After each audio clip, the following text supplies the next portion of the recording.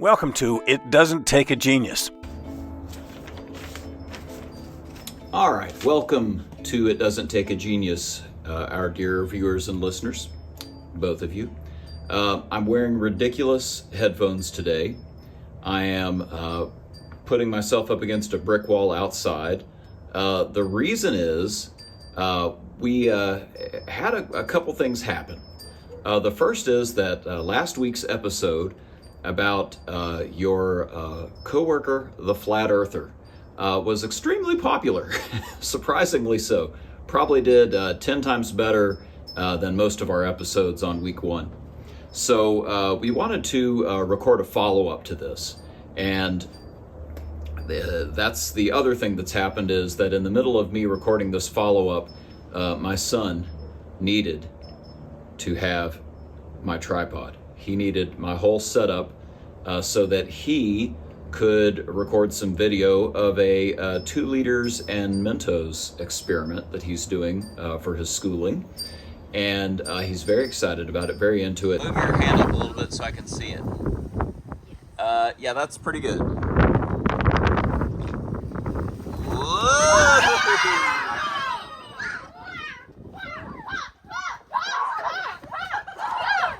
So, turns out my setup is outside today, so I'm just going to record this outside with some copious notes that I have taken because I want to give you something that is truly a follow-up about last week's episode. You're going to go back into the workplace and you're looking at your level of engagement. And one of the things that I suggested last week was getting to know your coworkers.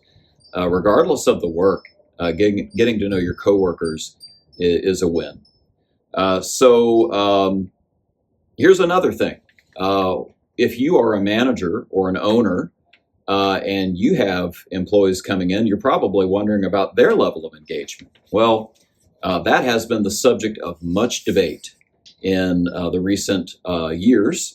And it's been really the subject of debate over this Christmas holiday. So I'll give you a few data points to illustrate that. The first is, of course, Gallup has been doing the Q12 survey for a very long time. They've been monitoring and measuring employee engagement globally for decades now, since I think the early 90s.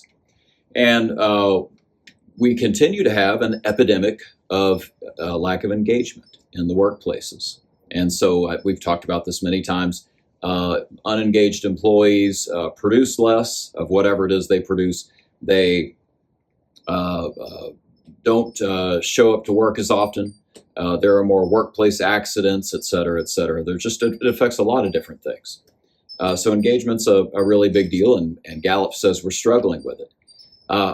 As they said that, some memes started coming out around Christmas, and I'm going to give you my favorite one. I'll put it on the screen.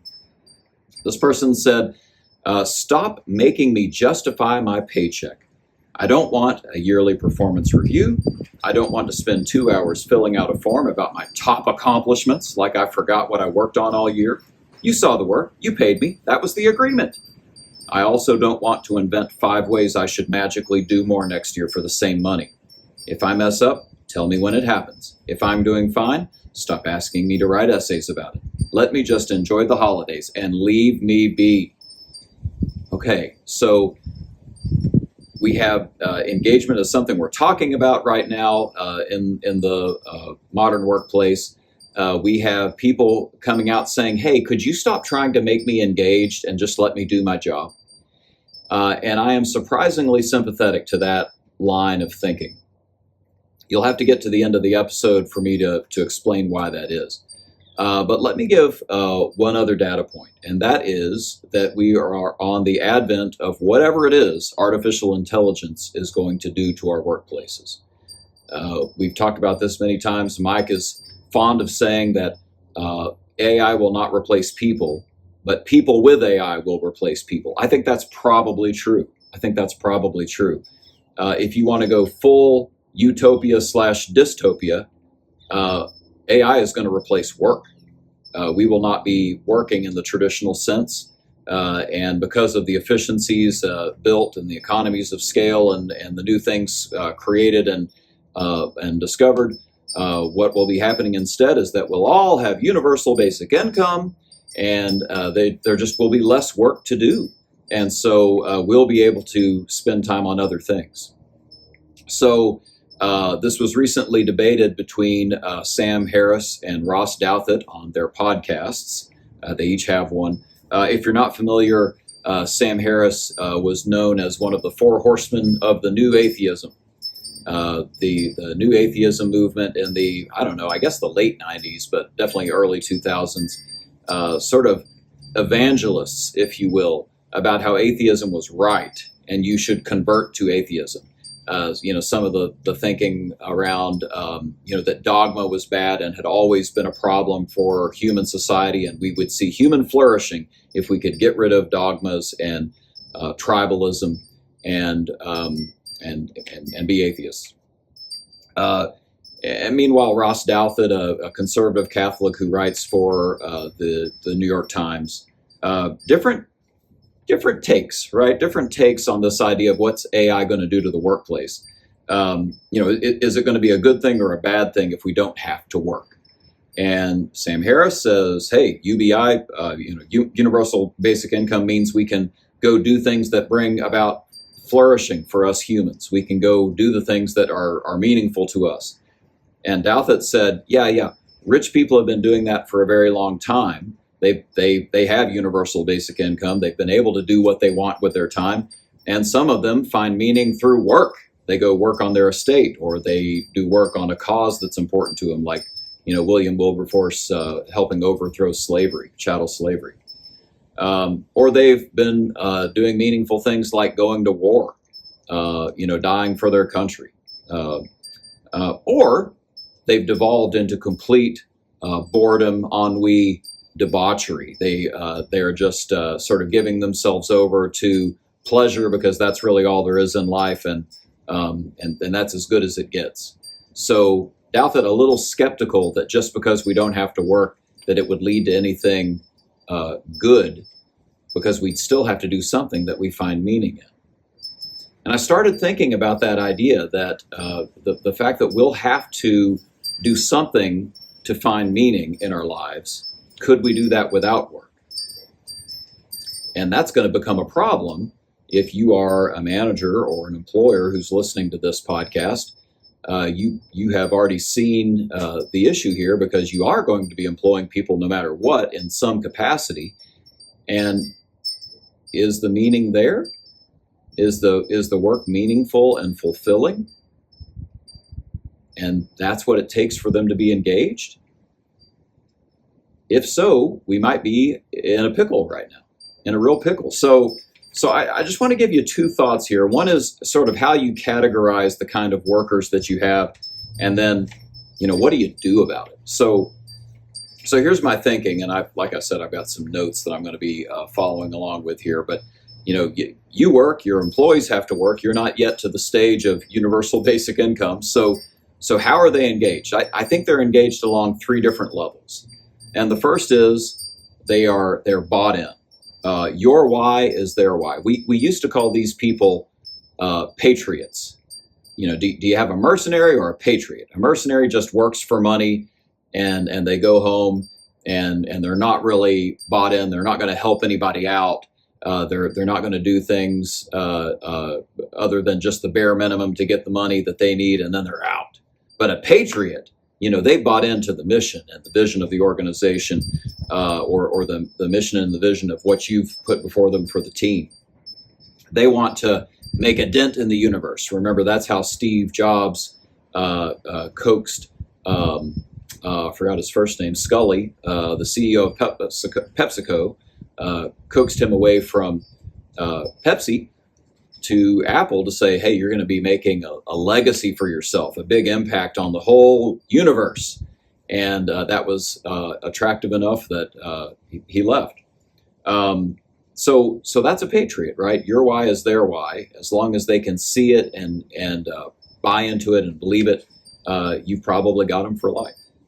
But there are other reasons that people might be working diligently, such as, this is sort of the second category, that just for other reasons they're engaged, such as supporting their family.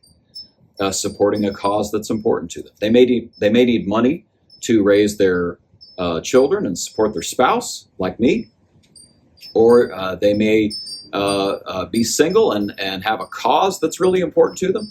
I'm on the board of a ministry, and a few years back, they had this incredibly large donation from a woman that they didn't even know existed. And she had put them into her will. She had been saving up money, a middle-class lady, had been saving up money all of her life and wanted a big chunk of it to go to support this ministry that she had heard about. They had no idea that for decades she had been interested in their cause, and she had been a diligent worker somewhere, right? I won't say more because it's an anonymous situation for the most part. But the idea here being that was enough to make her diligent at work, right? That cause. Maybe they want to fund their side gig, their future. They do something on the side, growing a business, planning to be an entrepreneur at the starting stages, and they need a day job. Can they be diligent in the day job as they go do this other stuff? They can, by the way. They can do both. Or maybe it's art, right?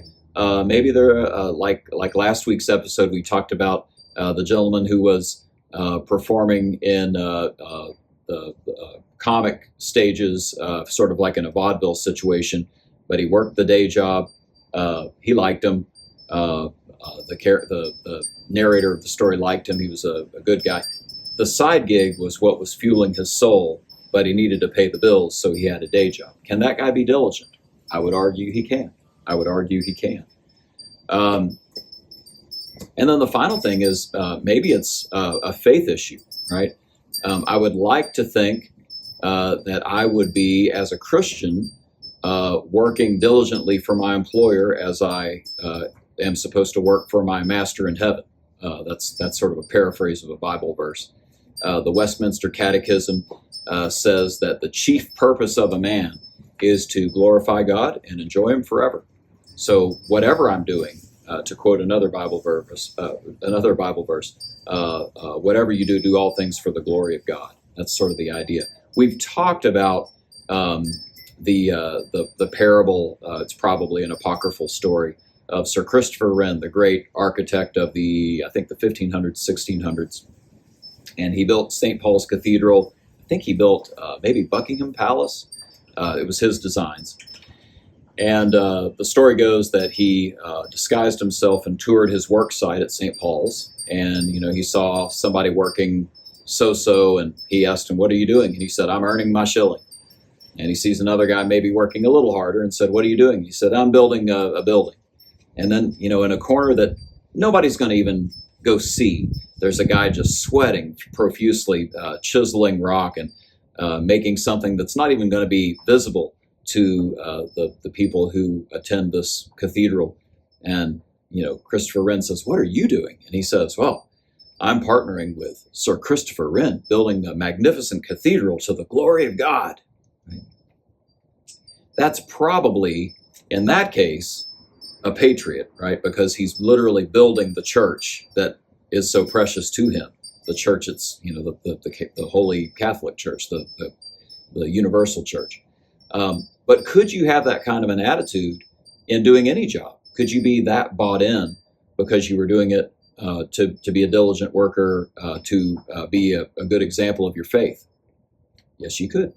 Yes, you could. So people who are completely bought in, the Patriots, who are definitely not mercenaries, people who are bought in to other things in their life and therefore are diligent workers, those are also not mercenaries. And then people who do it for their faith, diligent workers as well. Those are three different ways you could have an employee who avoids the trap of being really disengaged, right? There has to be something worth working on, something that makes the work meaningful. Maybe a personal reason, maybe a spiritual reason. It may be the organization itself making a dent in the universe, but you have to have something. But there's one other trick here, and it's this. There are people who, don't really care about the job, the organization, the work. They really don't. They just don't care about it. But they appreciate that they work for, and I've heard people say this, I work for a good lady. I work for a good man. There's something about the leadership of the individual running that team, running that organization, that makes a difference.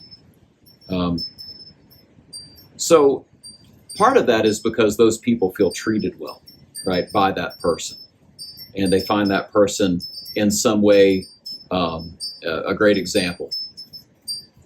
So here's the deal. To get engagement from your people, you're going to have to be able to articulate the why that might get them excited so that they're in that first category of patriots. You're going to have to be able to articulate the vision, the values, that the work is worth working for.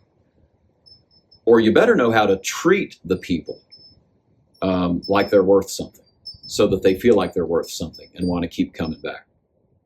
So there was a phrase that the ancients used in Roman times about what rhetoric is, and they said that the goal of rhetoric, this sort of this skill of being able to persuade people, was really about becoming the good man skilled with words. I think Cato the Elder said that. The good man skilled at words. So it's not enough just to have these nice words that get people excited and you've got charisma and you fire them up. You have to be a good man. So here's how I see it. I think being skilled with words is how you articulate the vision, the values, the why. And maybe that's where you need to focus your energy. How can I get better about regularly checking in with my people and giving them the message? What are some other ways that I can communicate my message? Because everything speaks, right? Your actions and your words, and the pay plan and everything else, right? So maybe it's about articulating that vision, but maybe it's also about becoming a good man, right? Becoming a good woman. Maybe it's about coaching your people so that they feel like they can grow. Maybe it's about getting to know them better, right? Like we talked about in last week's episode, where you even get to know that flat earther and what makes him excited about life. Listening to their concerns, right? Spending time getting to know what it is they care about and then responding accordingly. I would argue that probably most of this podcast is about one of those two things: helping you articulate better or helping you be better. And I don't know what it is for you, but I'm hoping that this gives you a way to categorize your people into what kinds of ways they're engaged or not, and categorizing the work ahead of you on what you need to be doing to work on yourself and your actions. I do want to sort of leave you with the thought that we are not our actions. We are something in here, right? That who we are is different from what we do. And many of us get trapped in that race, right? We have employees that we say, they just don't do the kind of things that we need them to do. I really just don't think they're a patriot. They're more of a mercenary. Well, maybe, but let's get to know them first and find out who they are so that we can respond with actions. And by the way, you ought to be doing the same thing about yourself. Who you are, by the way, is probably best summed up in the relationships you have with other people. I am a coach and consultant, but I tell you what I really am is a son, a husband, a father, a neighbor, someone who is engaged and involved with people at my church that I serve, etc. Those relationships are a much bigger deal. That's it. I'll stop talking. This has been a very weird episode because I'm really not able to hear myself through these headphones, and I'm hoping that the whole thing recorded. You know what I'm saying? So, hey, come back next week. I'm really engaged in this work. Hope you get engaged in what you're doing to improve yourself too.